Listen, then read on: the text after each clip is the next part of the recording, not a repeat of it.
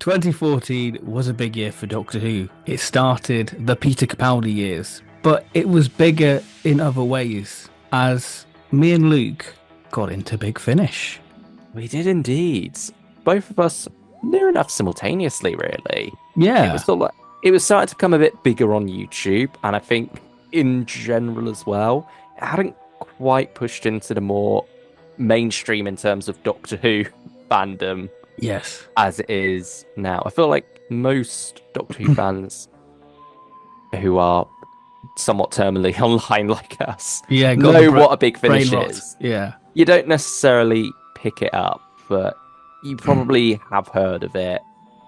You've seen it advertised. They're advertising it a lot more places now. hmm And I think, towards 2014, as the new series license was on the horizon, Yeah. it was definitely beginning to shift a bit more. It was this sort of thing that was still its niche, but even more niche then. That you heard people talk about it was It was all you know, whispers. yeah, you get into your new series, then you get into your classic, and then there's almost that gateway from there of, oh, you're running out of classic Who to watch. Big Finish could be the place for you. They've got all these classic Doctors. Back then, not anything in the terms of recasts.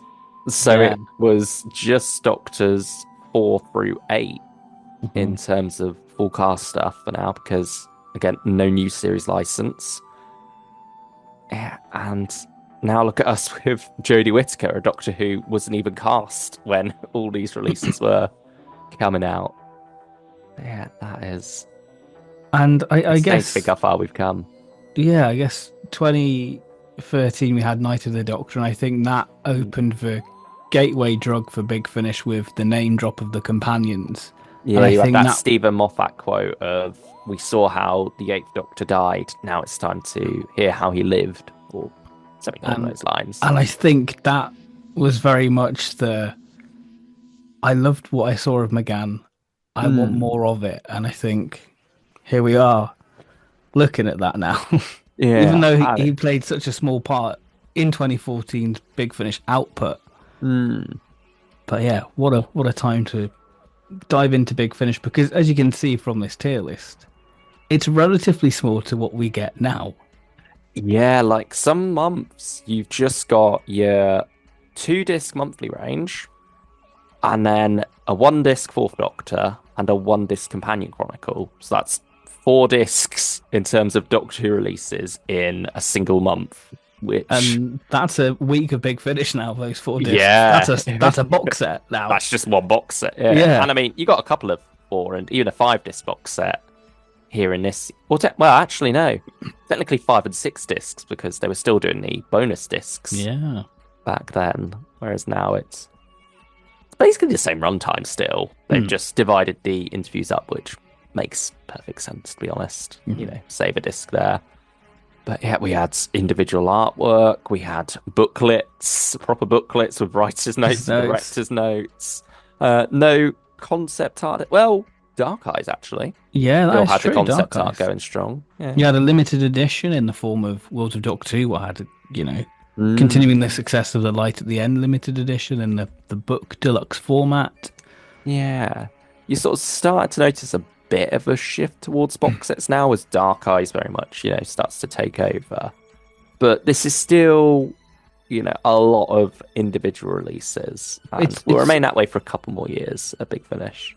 it's very much I think 2014 is very much wrapping up things because we said goodbye to the Companion Chronicles. We Mm. said hello to the early adventures. So, things were I starting mean, to ironically shift. enough, the early adventures are gone now, but the Companion Chronicles are still Yeah, going, despite this year supposedly being goodbye to one and hello to the other. it's a strange Mm. cycle of Big Finish. I'm sure the early adventures will come back.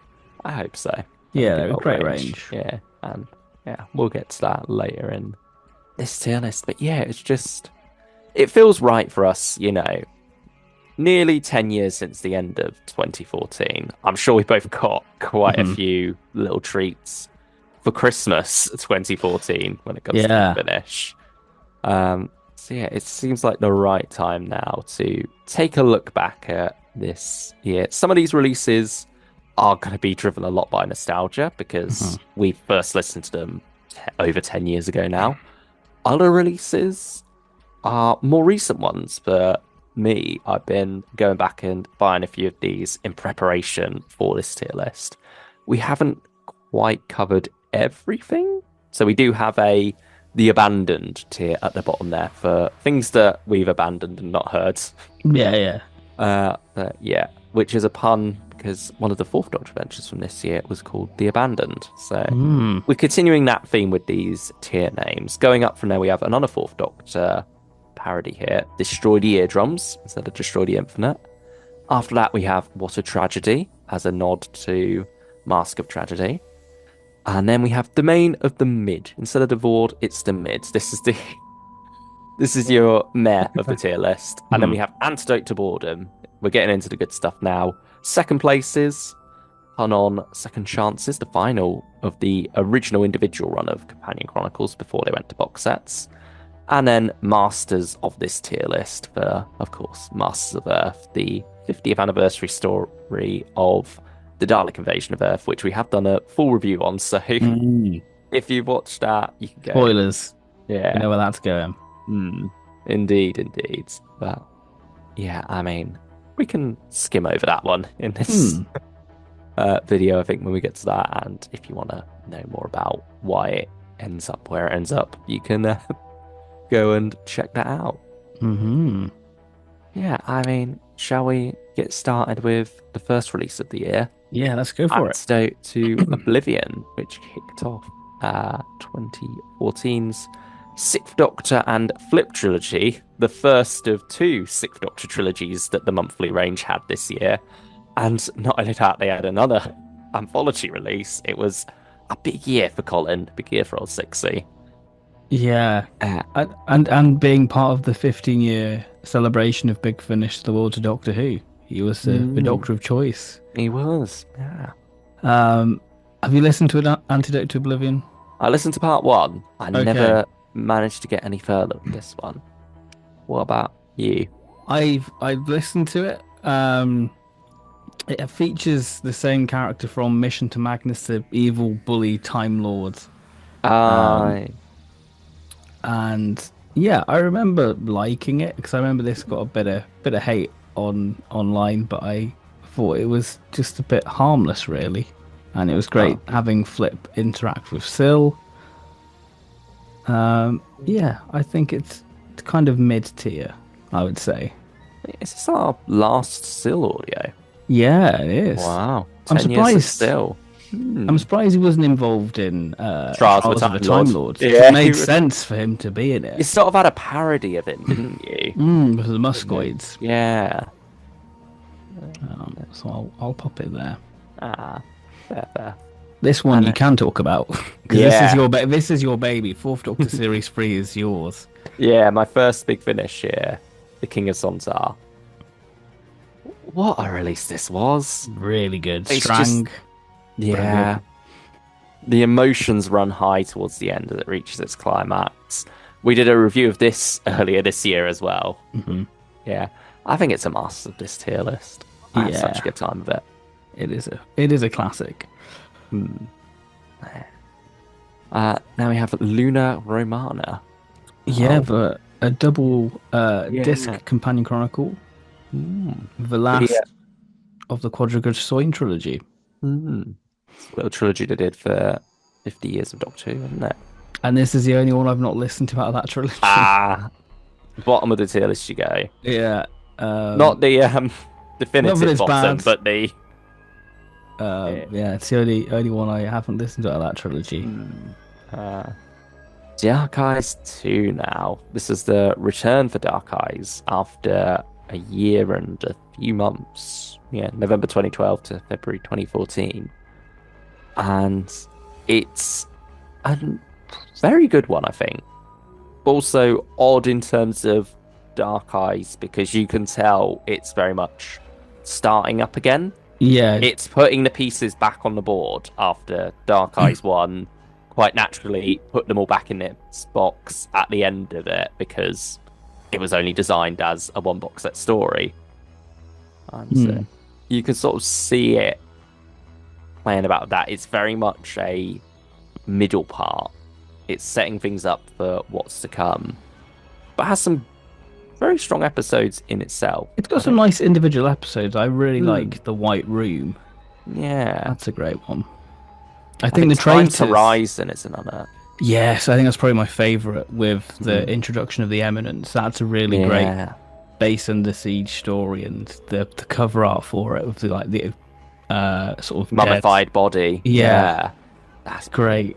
But I think the start of the box set's a bit rough That's with the the weakest traitors. one. Yeah. I mean, it's interesting structure of the box set because you can kind of listen to it on a loop. The Yeah, way you it's could. designed. Because for certain characters, it takes place out of order. For the Doctor, the first episode is the final episode. Mhm. But the box set's kind of being told from Liv's point of view, but Liv's not in the second story. So Mhm. it makes perfect sense. But if you've heard it, Yeah. I'd probably say second place is. Yeah, I'd say Yeah. so. It's not as good as the first box set because that was just Hmm. some of the best Big Finish. Uh, Each Sleeping- episode has more of its own identity compared to the first box set. Yeah. The first box set is very much one long story. Yeah. Sleeping City. Yeah, Ian's- I have heard this one. Ian's under investigation. So is Barb. Yeah. I bought this in the recent William Russell sale. It's an okay story, I think. Hmm. I mean, the thing what I found surprising with this story is William Russell does a really good Maureen O'Brien. He does, Going around the market Yeah. and shoes Ian. Yeah, there's some wonderful little moments like that. I think, on the whole, it took a while to get going. Like, part one is a chunky part, 40 minutes, but the plot doesn't really kick in until part two. Yeah. The ending's an interesting one, though. Hmm. Yeah, nice little spanner in the works there. I'd probably say it's Antidote to Boredom. Yeah, it's It's solid good. enough. Chill 60s vibes, but it does feel like one you sort of drift away from a bit every once in a while. Yeah. Yeah, not the easiest to focus on. The Brood of Eris. Is it Eris? Yeah, by Eris, by Andrew Smith. This is Sick Doctor Constance, not Constance, Flip. I'm getting a year ahead of myself here. Where they arrive on like a sentient planet. It's a little bit like Rings of Akaten, and if you've listened to the Crimes of Thomas Brewster, you'll probably think it seems very similar. It's like a nice little full circle story for Flip, I feel. I've listened to part one again and never got any further. I How did tried you find the it? Sixth Doctor trilogy. It was fine. Yeah. I think it must have been at a time when there was a lot of other things coming out, and so I just never got back round to it. If I had more time for this video, I maybe would have, but we were pushing it. We needed to get this out in 2024 for the 10 years. I'm going to put Antidote to Boredom. I think it's a solid little thing. Yeah. Now we have White Ghosts, which is dealing with the fallout of the King of Sontar. And it's one that I don't hear as much praise for, but I think is very strong also. The way it deals with the emotional turmoil that the King of Sontar left, the And dynamics of the characters, the setting is brilliant. The Some of darkness is your friend and the light is bad. Yeah, some of the soundscape, some very creepy characters. It's a lovely little base under siege with a twist. I think, I think it's either second place or maybe even masters of this tier list. I'd go second place. Yeah.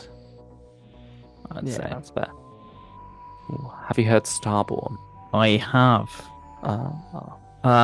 It's was it starts off quite like a nice intimate story with Vicky and this soothsayer, and you think this is really nice, small contained story, and then bam, it enters this crazy idea of like the star, which the transition to that makes it so jarring, and that's when it falls apart. And you're sort of like, what happened to my comfy story? Yeah, Can I have that you back, could- please? Because you've got a Jacqueline King there who's great, and then you've got this big sci-fi thing, and it just takes you out of it. But it's kind of plays with like the traditional Vicky thing of, oh, she falls in with a, befriends a naive person as well, and yeah, things aren't all what they seem. Ah. Yeah, I suppose sometimes it's almost worse when a story you're enjoying it, you're invested in what it's doing, and then it throws a twist on that, and you're sort of like, "But I was liking what you were doing Yeah, at first. Why have you that's changed?" it's what hurts. Yeah, it's worse than when the whole story's naff, because at least then you don't feel deceived from the start. Yeah, so I'm gonna put it Yeah, to it's a tragedy. tragedy. Yeah, that's fair. The Crooked Man now, another John Dorney Fourth Doctor adventure. Very different from King of Zontar, but also very good. A Interesting World of idea, Yeah, Land of Fiction sequel. but the land of fiction sort of fit to burst, and now Mm, all the rogue characters are escaping, and the sound design's very unsettling with the actual Crooked yeah, Man. I think there's Nick creepy moments. Yeah, Nick Briggs had to sort of tone it down because I think Mm. the original script was a bit more gruesome. Graphic. Yeah. It does have some horrific moments in it, like is it like the policeman getting stuffed with paper and Yeah, stuff? stuffed pages from books. But it's got this nice atmosphere in part one, I feel, with like walking along the pier. Yeah, I think Um, part two it's not as strong. hmm. It's got good moments in it. But yeah, I think part one is really where the story's at. I'd probably say second places. Yeah, I'd agree. Part one, 10 out of 10. Part two, maybe a 7. Yeah, I'd agree with that. I've not listened to part one of Scavenger. I've not listened to Scavenger at all. So Down the that's bottom you go. down you go. Jaguar Life Series 7, you've started, well, you've listened to this one now, so take it Yeah, away. there's a recent Jaguar Lightfoot sale where I got both 7 and 8. And I really enjoyed getting back into Jago and Lightfoot again, listening to them. They're just such an iconic duo. This is Jago and Lightfoot on the run. They've been accused of attempting to murder Queen Victoria. And so you've got an interesting set of stories here as you deal with a bit of Arthur Conan Doyle at first. And then you have a more contained, theatrical, weird story in the second one with Leela coming along, and that's very much a four-hander between Louise, and then Trevor Baxter, Christopher Benjamin, and Lisa Bowerman as Ellie Higson. Yeah, that was a weird one, but enjoyable. It's kind of a twist too far, isn't it? I feel that one. Yeah, at times. I think it's one that keeps you guessing. Yeah. It's also one that at first you're like, how are they going to sustain this for, the whole Hour. app? But yeah, it does actually manage it. Yeah, I think that one wasn't too bad. I think my favourite to set was the Monstrous Menagerie. No, that's the first one. Murder at Morsey Manor is the third one. That's probably my favourite to set, which is very gruesome, actually. It's the mouse trap, isn't it? Yeah. They're trapped inside a house, which is also a death trap. There's lots of gruesome kills in that one. Some that I'm surprised they got away with. It's for Jago and Lightfoot Charms of Midnight. Yeah, it's a messed up one with a over the top ending that is both fun and also probably the weakest part of the story. And I think the final episode where Jack the Ripper, of all people, comes into it. If you're gonna do it, Yeah, it's a neat one. But then you get to about the final 10 minutes where Queen Victoria comes along, and it's a very hammy Queen Victoria, and the whole story just sort of loses its tone and becomes a bit weird and laughable. And yeah, just a bit messy. Yeah, but no, I did have a good time with this one overall. I think it's mainly down to the characters, Jago Lightfoot themselves. They're just it's so infectious, magical. isn't it? Yeah, the joy. I had so many laughs. I think it's probably maybe an antidote to boredom, maybe a second. I think I'll go antidote to boredom for this one. I'd agree with that. Yeah. And now we come to the War to End All Wars. Have you listened? I have. Take it away. So Simon Gurrier in the Companion Chronicles did these wonderful trilogies, the Oliver Harper and Terra Kingdom trilogy. This is Stephen Taylor's turn. So this is older Stephen. This is him dethroned from the planet of the savages, and he's locked up. And this is his with his daughter, and this starts the older Stephen trilogy. Will continue in the First Doctor Companion Chronicle box set, Volume One.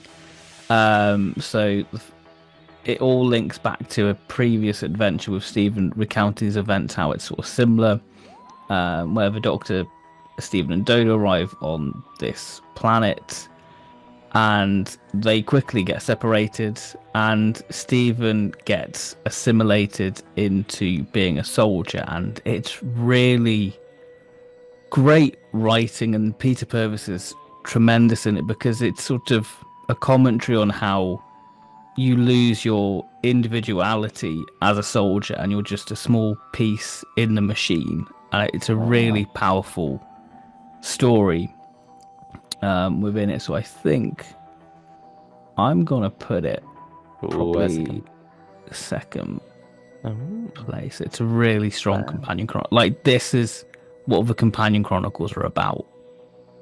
This is why they exist. Neat. Oh, now we come to the evil one, which I think proves that we're not just driven by nostalgia. Because, well, I didn't like this one first time back in 2014. But we re-listened to it a couple of years back for a Fourth Doctor Series 3 throwback. Because we always liked throwing back to 2014. It's not just a 10-year anniversary thing. It is. It's a nice little it's an ever-present one for us. Yeah, it's our comfort zone of Big Finish in some ways. But yeah, this one, didn't like it so much first time. Came back to it, and actually didn't know what I was on about the first time.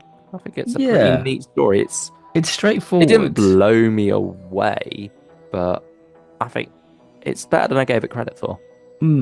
I think it does have this trope of, hey, here's a new character. They're dead now. Like, it kills off characters very quickly.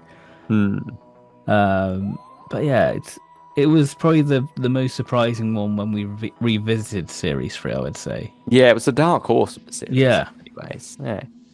I'd probably say Antidote to Boredom. Yeah, I think it's solid little Our Story by Nick Briggs. Now we have Moonflesh. Yeah, I skipped out on this one at your recommendation. Yeah, it's. I think the best way I can say this is it's the Fifth Doctor and Nyssa into the Forest of the Night. So it's pretty rough. So I just put it there. Ooh, one of the worst of the year. You've got Is it the worst of the year though? Let's see what we've got. Yeah. Maybe. But then last the colophon is Fourth Doctor does the Invisible Man on an alien planet. Bit of Tomb of the Cybermen in there as well, I think. Yeah, particularly early on, and neat little twists at the end, towards the end.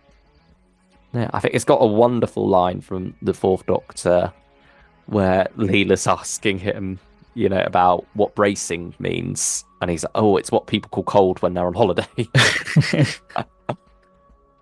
Yeah, it's a good one for their relationship as well. I think, all of Series 3 does a brilliant job with the Fourth Doctor and Leela. It's the teacher-student, isn't it? It's the first time properly, because I think Series 1 was, going to be something completely different. This is the first time where it is the Tom and Louise, written especially for them. Yeah, I think it really does show, and it is the gold standard of how to write this duo, I feel. I think Gareth Thomas is a great villain in it. He's got a very creepy voice, and it's wonderful how you switch from that more frail seeming figure to something very menacing later on. Yeah, and having Leela go up against him. Yeah, wonderful stuff. Yeah, I think it's a neat one. Suddenly in the mood to go back to it. We'll do that after. Yeah. I'd say second places. Yeah, I'd say so. I would agree with that. Yeah. Now we come to Tomb Ship, So I skipped out on Moonflesh and jumped straight to this one. And you know what? I had a good time. Hmm. Like, it goes past pretty quick. It's funny how this and Last of the Colophon came out the same month actually, because they do sort of have a similar vibe about them. Yeah.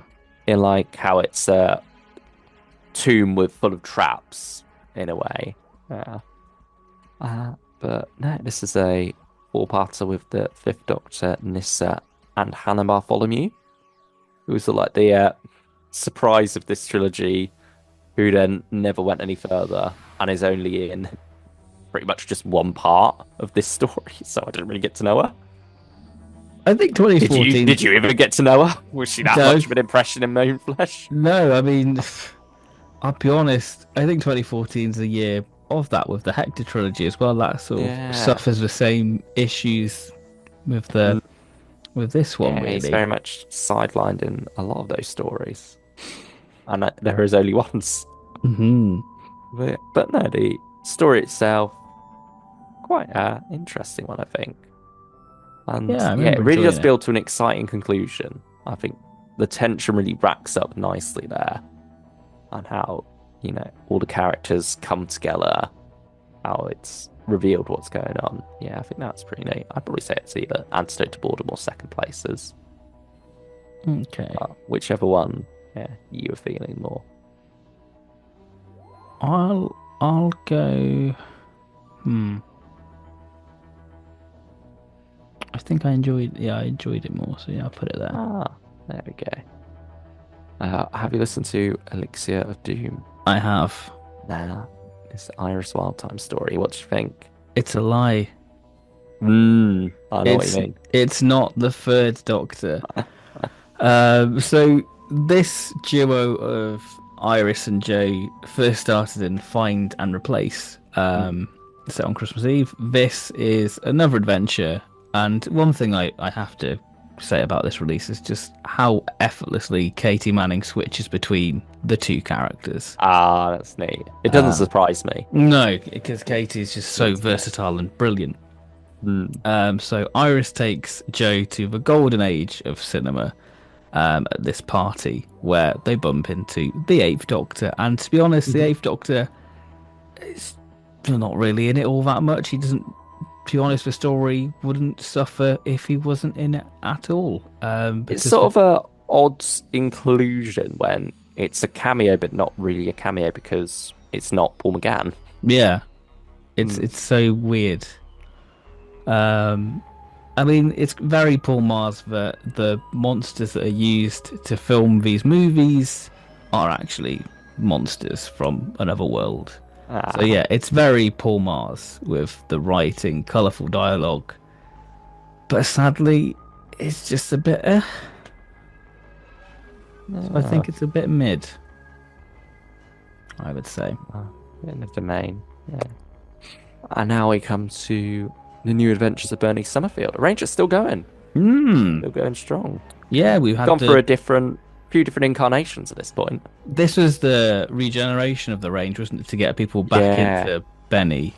Pairing her up with the Seventh Doctor and Ace. And the Daleks. A glimpse for a smallest moment, yeah. Yeah. I only listened to the first story in this set, though. That's a nice And comedy. it dragged a bit for me.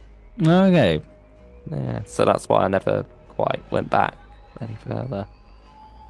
Yeah, I mean, did you finish the set? I did, but I'll be honest, I'm struggling to remember much of it. Do you remember a general vibe? I remember thinking, yeah, it's positive, okay. negative? I prefer Triumph for Sutek over it. I think this is the weakest of the box set run, I would say. Domain of the Mid, then, do you think? Yeah, I'd say so. Second Chances, the Companion Chronicles finale of sorts, in its individual form at least. Have you got it? I've got it. Have you listened to it? I can't give it a second chance because I've not even given it a first chance. I've refused to listen to this one because it's the concluding part of Zoe getting her memories back. And you've not got the previous few parts. Well, I've not listened to those previous parts. Oh, So it's all there for me to listen, but I've just not got round to it. yeah. Maybe you did listen to it, but your memory got wiped by the Time Lords. Maybe that is You'd it. never know. I never know. And then they're gonna colorize my last adventure. Yeah. You only remember your first adventure. Wow, Oh. crazy. Masquerades now. The conclusion of the Hannah Bartholomew trilogy. Uh, look, really? I don't like it. I So, honestly, I struggled with this one so much. It was like another behemoth for uh, me. the King of the Yeah. Monthly range did not have a good year in No, it's. 2014. I mean, he had his moment. I mean, he's got a box set. What redeems him? Yeah, this year does get better for him. Yeah. It's very much 2015 where he starts to become King of the Monthly range. From Equilibrium of all stories, I think, is Yeah. where you start to Sleeper. realize, yeah. He's Sleeper. one as well who I think they don't have to use as many big villains and returning characters to draw people in. Mm. I think a lot of his best stories are the ones that are just standard Doctor Who stories, if that. Like Yeah. ones that don't have a gimmick to get you in there. Yeah, like like the 2016 trilogy, really. Yeah, so I many would good say. ones. Destroy the Infinite now. This is Nick Briggs doing what he loves, a war story. Very inspired by World War II, Sink the And Star Bismarck. Wars, I would say. It's very Yeah. Doctor Who Star Wars. Mm. Yeah, it's a two-part that goes on at quite a pace. Another brilliant Fourth Doctor line that's always stuck with me, where he's saying, "Don't antagonize him. He's about to execute us. I don't see how he could be any more antagonistic." There's just some neat little bits like that from there. Sometimes you wonder, was that Nick or was that Tom? Because Mm. yeah, you don't want to sell Nick short because he's written a brilliant story here with some brilliant dialogue. But there's certain lines where you think, oh, I could see that being a Tom ad-lib. Yeah. Because we know he likes to change some things around, insert a few jokes, have a bit of fun. Also, he doesn't lose the seriousness at the same time, though. No, it's I very think, in keeping. yeah, his changes aren't just to make him seem funnier. Mm-hmm. Sometimes they are, but sometimes he is doing it out of care for the character as well. Which, yeah, I think this is another master of this tier list. I really do. Yeah, I'd say so. It's a high of this series. Yeah. It might even be, yeah, I think probably my favorite of this series. I listened to this so much back in 2014. This was crack to me. I couldn't get that. Doctor Who crack right there. That's his catnip. Yeah. I'm pretty sure neither of us have listened to this next box set, countermeasures. though. Yeah. I've been interested in the early Yeah. countermeasures stuff because it seems more my vibe than the new countermeasures. But yeah, just never got around to it. Mm-hmm. The Abandoned now. Is this Written still? Louise Jameson and Nigel Fairs. Yeah. Is this still the weakest of Series 3? I would say so. Yeah. It's got an interesting premise about imagination and when we lose the ability to imagine. I think that's great. Yeah, it's a very weird one. And you still got to give it credit for that. But at the same time, it doesn't impugn it from any criticism. Mm-hmm. Yeah, I think it got a lot of hate at the time, from us included, that it maybe didn't deserve. Yeah. But it's not a hidden masterpiece that we've neglected all this time. It's probably a domain of the mid. Maybe What a Tragedy. Nah, domain of the mid, I think. Yeah, God, it would be nice. Breaking Bubbles and Other Stories now. This is another one I have listened to. No, go for it. Yeah, Sixth Doctor anthology story. Breaking Bubbles itself, okay. It's this story about a tyrant who's been imprisoned and is on her way to trial. There's a bit of an escape attempt in there. Some interesting morality with the Dr. Perry and this prisoner. But on the whole, it's just all right. The other stories in the set are a mixed bunch as well. I think An Eye for Murder is the one I was most looking forward to, which is set just on the outbreak of World War II at this women's college. It's this murder mystery of sorts, sort of out the murder. It's about finding out who's writing these poison pen letters. But it goes in a weird direction, and I didn't like it as much as I was expected to at the end. It didn't know whether it wanted to be extra serious or comedy. It's jumping through both pretty often. And I had a huge laugh at the final line. Then I was thinking, wait, something quite heavy just happened. And I'm now bursting out laughing. I think sometimes stories can, marry those tones very well. They're not mutually exclusive by any means. But this is one where they clash quite a bit. And not, you get that complementary clash. Yeah. This isn't it. I think Of Chaos Timed, I believe, is a neat one. Neat concept. Done better in Agatha All Along. If you've watched that recent Disney Plus TV show from Marvel, they do pretty much the same thing with characters experiencing events out of order, and they do it better there. I mean, they did it 10 years later. But for me, experienced that first, and yeah, that was the better version of it. And I can't remember what the final story in this set was. It's not. Oh no, I can remember. The Curious That's the best one of the set. Yeah. And he forgot it. Yeah. Bloody Time Lords wiping my memory. They've got you now. Yeah, that was the best one of the set. I really enjoyed that one. Very wholesome. Probably an antidote to boredom overall. Maybe the mids. I don't know. What about? Have you listened to it all? No, I've only done parts of it, so I don't have any strong sort of memory of it. Yeah. So I'll leave it up to you. Ooh. Pressure's on now. Decisions. Yeah. Come on, don't let the mind work happen. Domain of the Mid. Okay, locked in. I felt it's got good stuff in there, but on the whole, it gets dragged down quite a bit. Talking about good stuff. This is stuff, King. Yeah. King Davo. Yeah. He's coming back for his crown. Was it your first Fifth Doctor audios as well? No. Ah. I think mine was Mutant Phase. It was also my first 4-parters. Yeah, and as someone who was just getting into season 19 on TV around this time, it really complemented that really well. These two do very much feel like part of the DNA of that season. I think they feel very authentic, but at the same time going above and beyond what the show could do. Not just in terms of visuals, but also the characters. These characters had so much potential on TV with these different dynamics and not always getting on too well, but they mainly just used it for little bickering and then not much character development. Whereas here, they really get to look into these characters' souls in some ways, particularly Psychodrome, and then Iterations of I. It's just a brilliant horror story. Sort of loses the horror a bit later on, but those first 2 parts are very unnerving. I love it. Yeah. Involving maths, of all things. Yeah, which is scary enough. Yeah. Yeah, I mean, the basic picture of the story is some mathematicians think that God is a number, but instead they find the devil.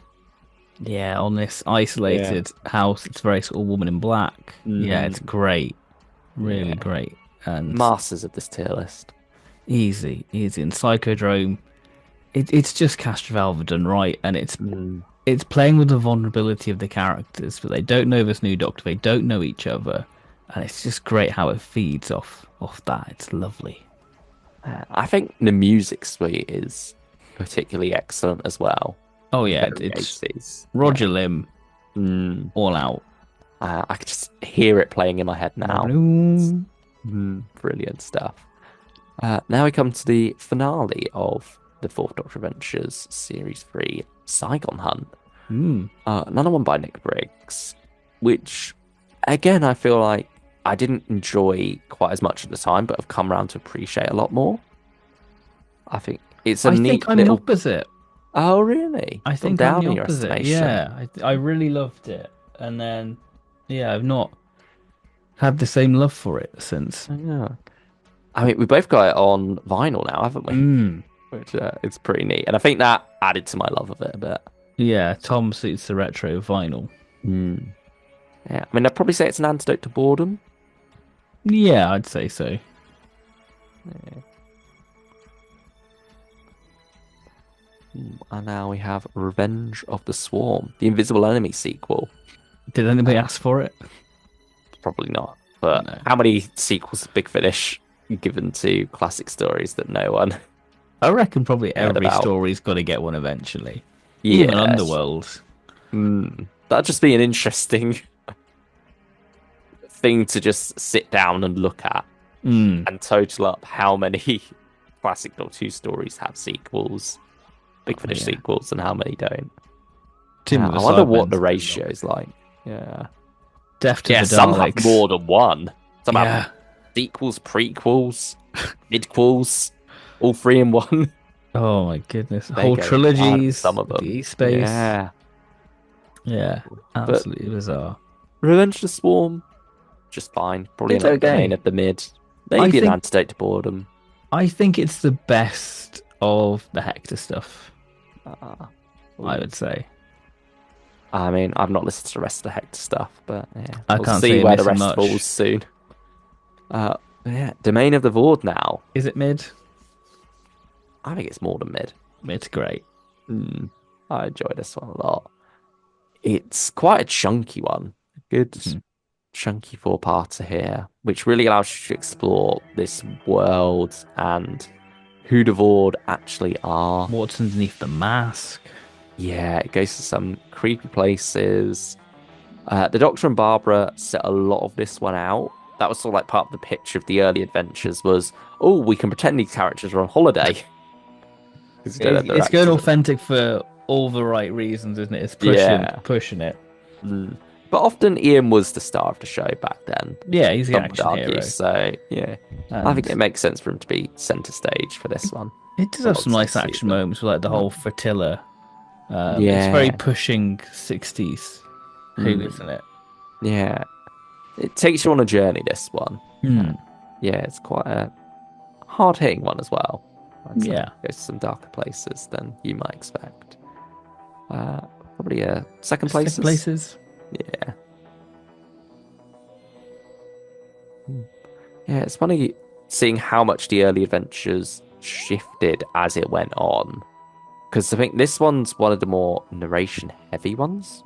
Whereas when you get later, the narration's very much just a seasoning almost. It's sort of set dressing, isn't it? And this is the environment. Whereas I think you get into the minds of the characters with that heavy narration in the early ones. I suppose they're still handling that transition from Companion Chronicles to early adventures. Yeah. And also, you could tell when they're more confident in their leads. Like when you've got Fraser there and Annika there. I think they let them do a lot more because they know how good Fraser is with doing his Troughton. And they know how much people enjoy that. Same with Peter Purvis. Yes, Peter Purvis is the better of the Hartnells. And they get more recasts as they go on. You get Gemma Powell as Barbara in series 3. Yeah, Katarina. Yeah, I mean, we're sort of turning this into an early adventures video at this point, which we can when do we not? In its own right, because we love it. They're brilliant. Yeah. I mean, we've done 2 videos already on this one this year. Yeah. Philip Hinchcliffe presents. High highs, low lows. It's all over the place. It's only 2 stories, a 6-part and a 4-parter. But they are vibes. Vibes are not vibes. When they're good, they're really good. Yeah. But then they go into weird places towards the end, and you sort of start to wonder, what am I listening to at times? But probably an antidote to boredom. I would go second places personally. Because I think Devil's Armada is so... Devil's Armada holds it together a lot better, and Tom does give some brilliant performances there. Like it's him at his height. Yeah, but like we were saying earlier, sometimes when a story Mhm. goes bad, it makes even I worse mean, because you're like, yeah, part what could five, have been? Yeah, part part five five. of. Yeah, I mean, ultimately, I know you're right. Mm. But it doesn't stop us going back to it. So I don't Yeah, know. Yeah. and I think that was the thing. It was such an exciting thing Mm. because as we see on this tier list, it's just 1 hour Fourth Doctor stories, and to have Tom stories that were era appropriate sort of length. We had the Lost Stories, but this was new. Yeah, they really Tom. did push this box set as well at the time, I Mm, remember. Right. And it was, very much that Saturday Tea Time 1977 all over again. That was the tagline of this. Yeah, they really did go all out with this one. mm, Um, I think, parts of it deserve that. yeah, Yeah, like there's a lot of good in there, but it's mixed with some bad that really does drag it all down. But I said you could go back and then still enjoy it and be hopeful that, oh, maybe it'll work this time, and then it never does. yeah. You're We've done hoping it you can many see through times. the cracks, but Yeah. the cracks still show. Hmm. Worlds of Doctor Who now, this special box set, which shows how far Big Finish have come in the last 10 years because this is like a collection of their spin offs all crossing over together. And one of the choices they made wasn't even an actual spin off, it was some unit characters from the Companion Chronicles teamed up with Mike Yates. Yeah, which is probably the one what would absolutely throw you off because it continues from the Vault and Mastermind sort of cliffhanger. Mm. Because I feel like this box set's designed for, hey, if you're new to Big Finish, this is what we do with some of these spin-offs because it's bare Ah, bones. it's a taster, isn't it? Yeah, it's a taster because the Jaguar and Lightfoot stories very Jaguar and Lightfoot.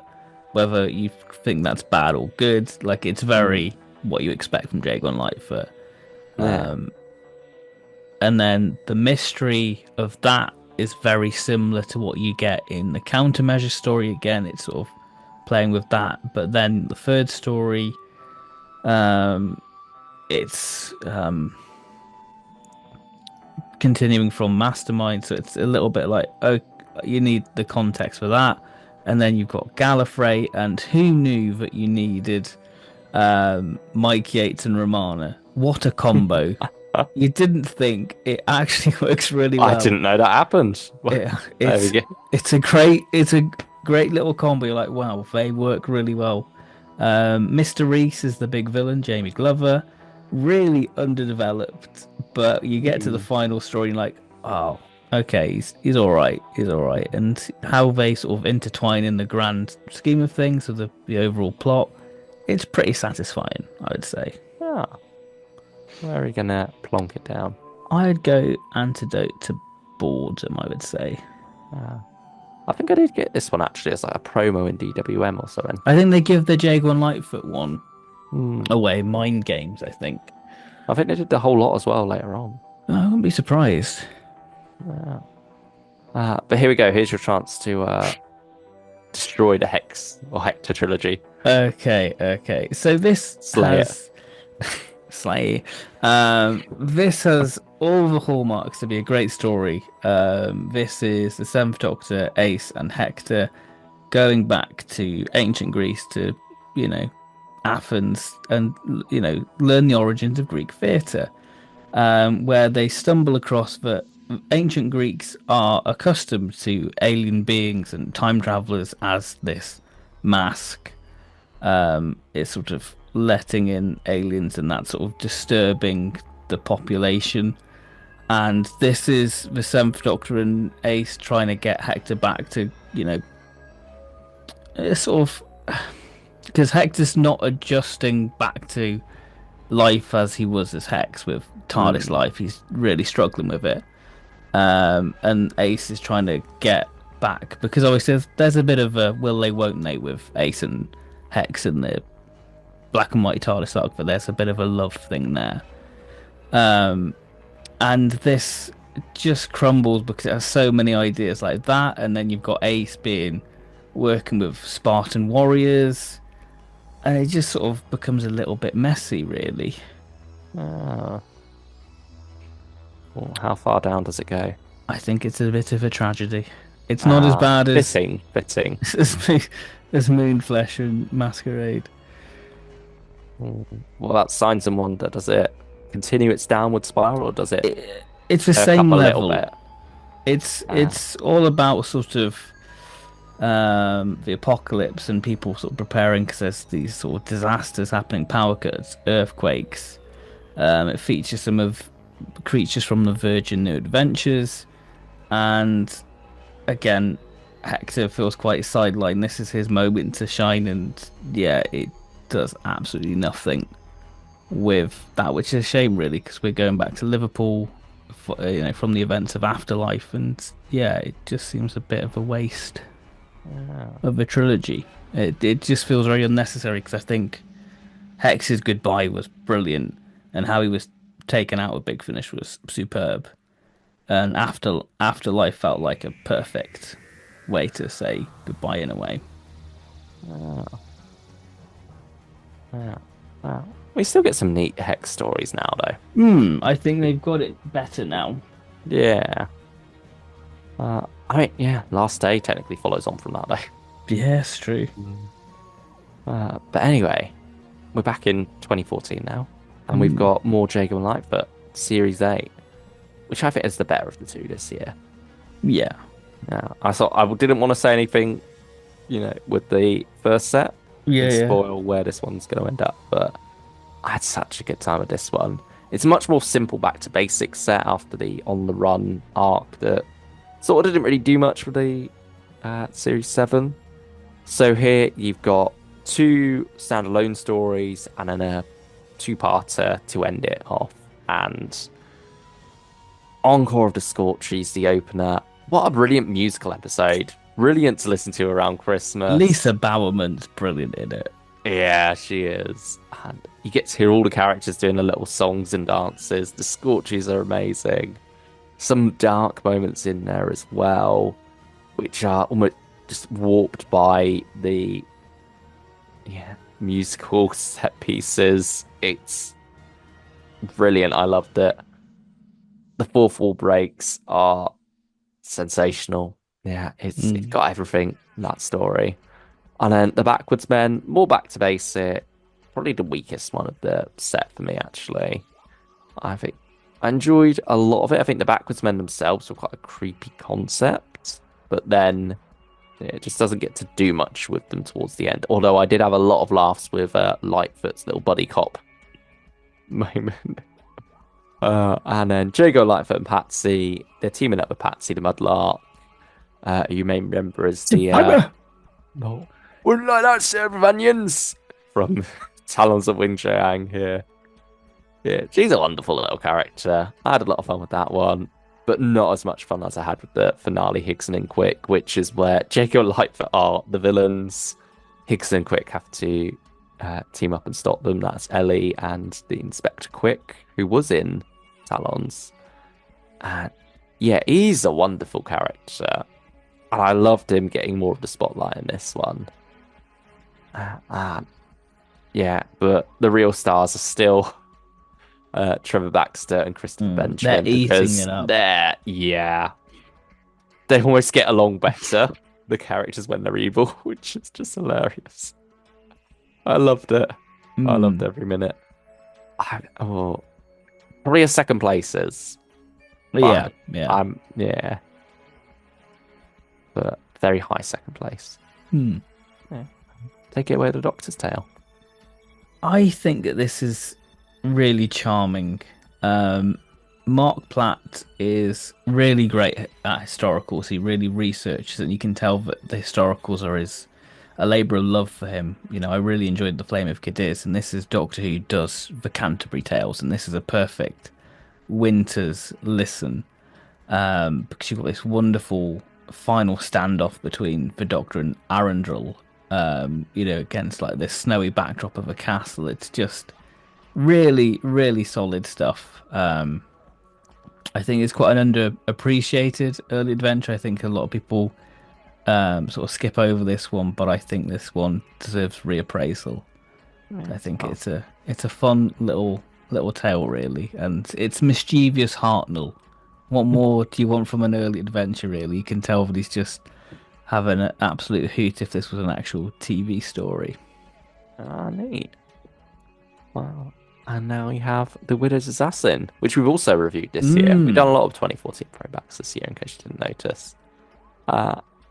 Really good, really fun, lots of laughs. Probably a twist too far at the end, though. Yes, I yeah. think, yeah, part 4, it loses me a bit. And Stone I'd to go, Baltimore second places. I'd go second places. Yeah. I think The Fountain just gets it. It's a nice comedy. It's clever. It's very Moffat-y, I feel, but in the best way possible. Mm. Do we even need to say? Do we need to say where this one goes? It's just so good. It bloody is. If you are to get one big finish from 2014, get this one. I think the vibes are incredible. This is the best of the best, I would say, of this year. Yeah. A prequel to Dalek Invasion of Earth, where, you're up in Scotland with this post-apocalyptic setting as these characters are on the run from the Daleks, looking for a island where there's supposedly a resistance group mustering forces so that they can fight back against the Daleks. Perry goes through the ringer. The Doctor goes through the ringer. It's brilliant. The Daleks are so menacing in this. The voices are perfection. It really rings through you. Yeah, just everything about this one is utterly incredible. Buy it. If you buy one thing from this whole list, make it Masters of Earth. You will not regret it. It's just so good. Yeah. Then we have The Bounty of Ceres, another early adventure.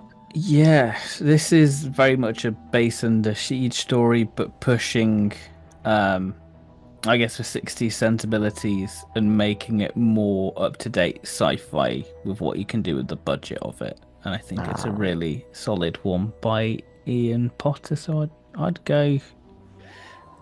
Usually a reliable 60s writer. Yeah, you know star. you're in good hands if he's written something much like Simon Gurrier. And then we have Dark Eyes 3, which I think this may be the only one where we got a bit of contention on. Because I know you're not the biggest fan of this whatsoever. It was my first Dark Eyes set, though. Which is weird. I'm going to go for number 3. You've done plenty of weird things like that as well. Probably. With your life. But you only bought Heritage 4. Because it has got Jago. And that's fine. That's all I've listed. Yeah, well, this was only 20 quid at the time. The others were 40 quid. I wasn't spending I got Heritage for the same amount. £14. Oh, look at you. Yeah, because you like, hey, buy this because it's cheaper than the retail. So I was like, fine, I buy. Oh, yeah, it was, wasn't it? Yeah. Yeah, they messed up a bit with that sale. But Dark Eyes 3. I mean, the final part's a bit naff. Yeah. It sort of builds to a bit of a weird conclusion. I think it's an odd one how the series overall works, because part 2 ends on a cliffhanger leading into Dark Eyes 3. But then Dark Eyes 3 sort of wraps things up. It doesn't wrap everything up, but it wraps a lot of what Dark Eyes 2 was setting up. So it's almost like you've got an 8-parter in between these 2 4-parters. Yeah. It's Dark Eyes was a weird structure. I think this is where the cracks really showed, with like Ruth Bradley barely being in it. You could tell they didn't quite have a solid plan for what to do. They just knew they wanted more Dark Eyes. And so you sort of get box sets that are Dark Eyes in name, but not quite in nature. Yeah. I mean, this one is going back to One Long Story, all by Matt Fitter now, all about the Eminence, but the Eminence doesn't get too much to do in it. You got the brilliant master plan. I think that's my favourite. That's just sort of two-handed between Alex McQueen and McGann. Yeah. And then I really like The Death of Hope as well. The opener of the set, which is sort of the 8th Doctor and Narvin doing a commentary on the Master in an adventure where he's pretending to be the Doctor. Which, yeah, I think is wonderful. I think Alex McQueen really carries this set. And And then then you I got think, the Revile. I don't think it's too bad, but it's nothing amazing either. Yeah. It's very sort of divergent arc energy, I'd say that one. Yeah. I think then the conclusion, it's all a bit 50-50. Hmm. I think I enjoy most of it, but the way it actually wraps up, not the best. Uh, but overall, I do feel like the whole is greater than some of its parts of this one. Hmm. I probably would go Antidote to Boredom. Yeah, I'd agree. There we go.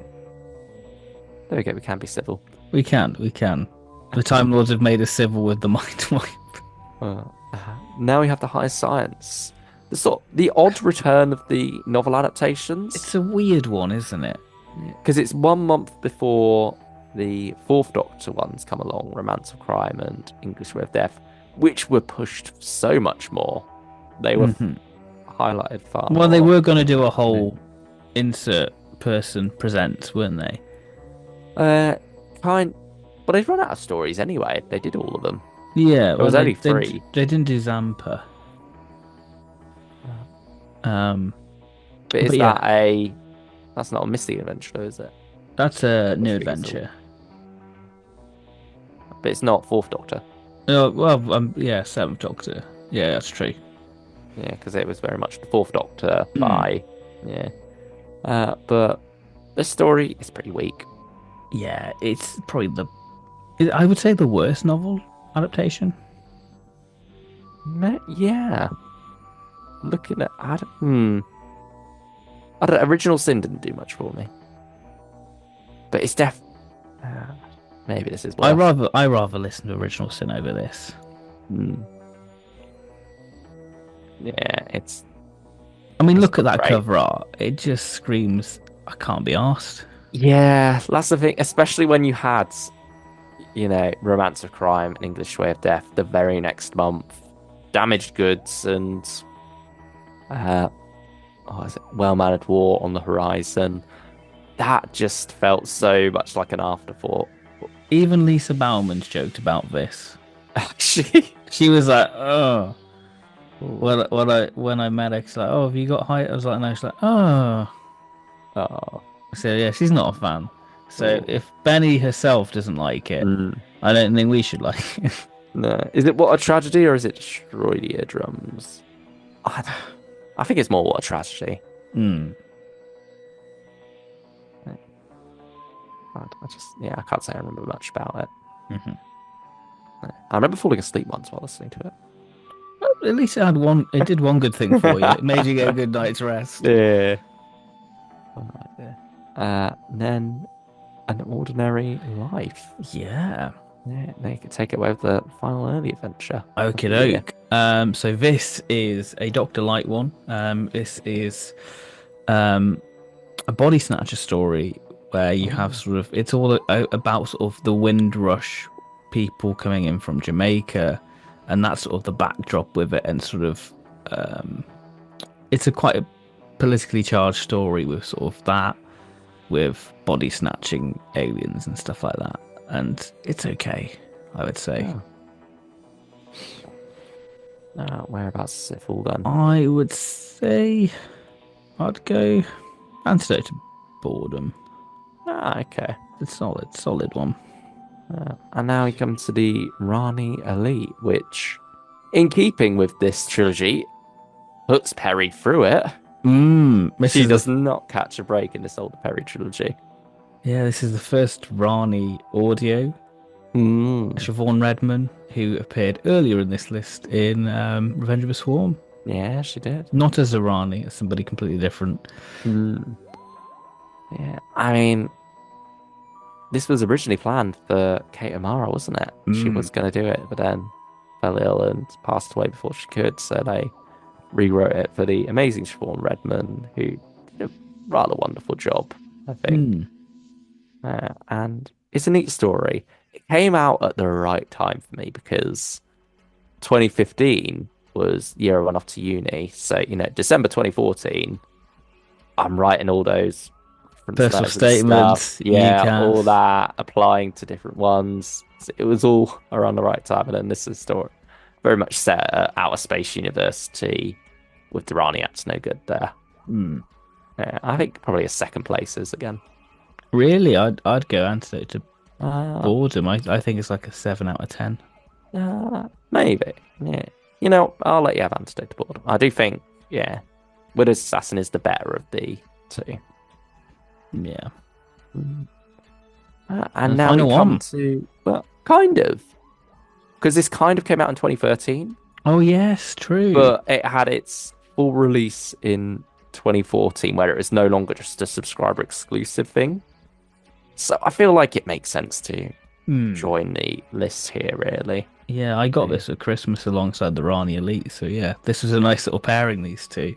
yeah, because they used to do these subscriber bonuses where if you ordered the right one, I think this one came with Afterlife, then you Hmm. get it for free, and they kept it exclusive to that for a year. So you had to buy a monthly range subscription of either 6 or 12 releases that included Afterlife somewhere along the line, and you'd get this one for free. And you still get another £10 one for free on top of that if you went for the 12-month Yeah, if you subscription. wanted 5 companions or 4 doctors, which you can get free now on download now. Yeah. Yeah, so it was a little bonus there, but then you did get a full release come 2014. So here we are. Nice little bonus to talk about at the end here. I think it's fine. I quite enjoy it actually. It feels very Wilderness Years Who in terms of like meeting like is that the Doctor, is it not the Doctor, that weird um Hmm. mad little It's thing sort of in the hut. throwing more questions out there, isn't it? Yeah. Very much playing on where Trial of a Time Lord left things off.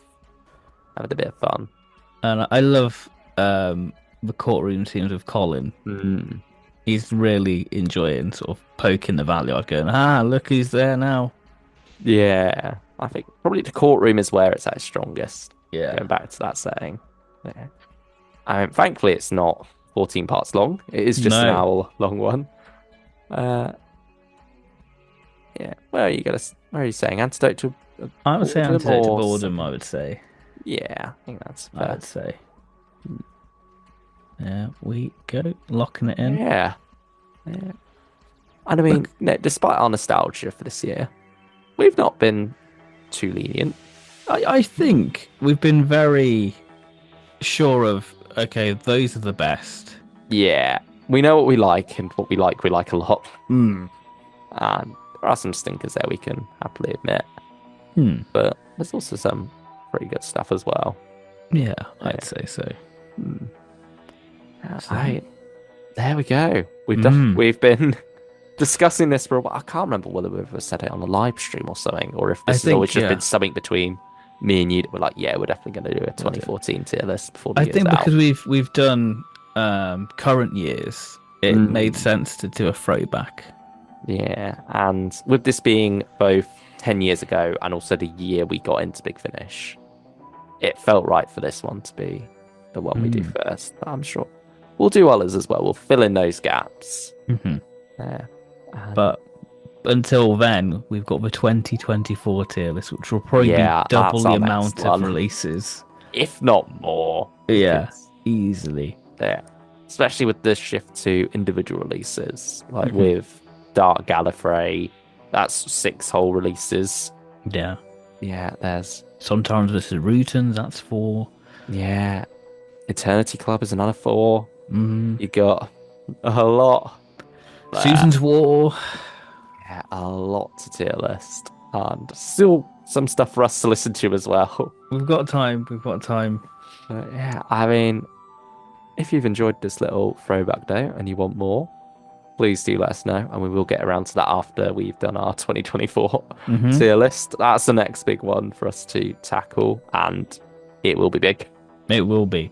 It won't be monthly range big. If you are interested in We've done that as hearing more of well. us do some tier listing, including some releases which also cross over onto this one, Mm. then you can go check out our epic monthly range tier list of all 275 releases. Which it, That took us a while. yeah, that was an evening. Mm. Uh, yeah, we hope you've enjoyed spending an evening, a morning, a night, afternoon, whatever time it is when you've been watching this video. Yeah. Uh, Thank you for doing so, and we'll see you next time. Bye bye. Goodbye, everyone.